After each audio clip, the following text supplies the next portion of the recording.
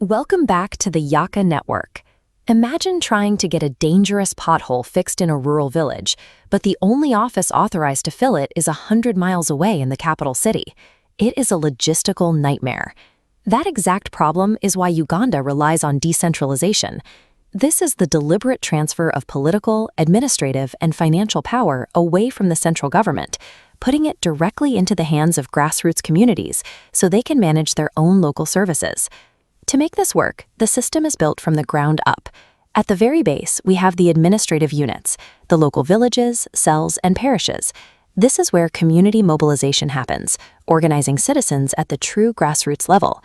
Stepping up one level, we find the lower local governments, which include sub-counties and municipalities. These act as the vital administrative bridge connecting those small community units to the main hub of regional resources. Finally, sitting at the top is the district.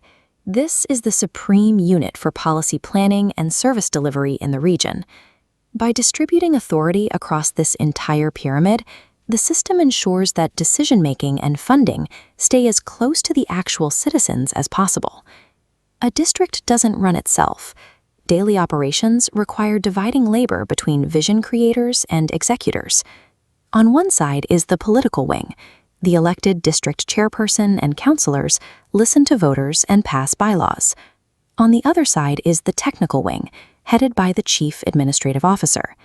The CAO and appointed public servants provide the expertise to execute the council's policies. To fund these operations, districts first look inward.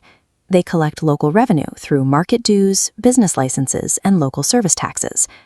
However, local revenue is rarely enough for major infrastructure. Districts rely heavily on massive financial transfers from the central government. These central transfers come in two strictly defined categories. First, a conditional grant, funds earmarked for highly specific purposes, like teacher salaries, used exactly as dictated. Second, an unconditional grant, giving the local district council flexibility to spend money on whatever pressing needs they identify. So, you have locally elected leaders, technical experts, and national funding working together to form a functioning district machine. But because it relies on outside money, that machine remains permanently tethered to the capital city's rules. Let's put this into practice.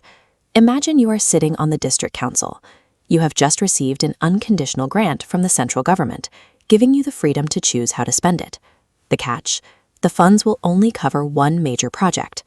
Here is your first option: rehabilitating a primary health center that serves several surrounding villages, providing critical care. Here is your second option: repairing a severely rutted Marram road in the district. This route is essential for local farmers who need to transport their crops to the main regional market before they spoil. Your third option is constructing additional classrooms at a local primary school to alleviate severe overcrowding and improve the quality of education. Now it's your turn. Pause the video. As a council member, you must select exactly one of these three options.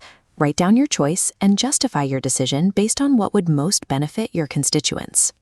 Regardless of which project your council chose to fund, its execution will not happen in a vacuum. It will be actively monitored by the Resident District Commissioner, or RDC, the central government's official representative in the district. This creates a unique structural tension, starting with where their authority comes from. The district chairperson derives their power straight from local voters. The RDC, conversely, is directly appointed by the president. Because their authority comes from different sources, their mandates differ wildly. The chairperson is completely focused on delivering local development priorities promised to their constituents. The RDC is tasked with coordinating national programs and ensuring the district meets central government standards. This setup often leads to an accountability dilemma. When an appointed RDC publicly criticizes how an elected chairperson is executing a local project, it pits the desire for local autonomy directly against the demand for national oversight.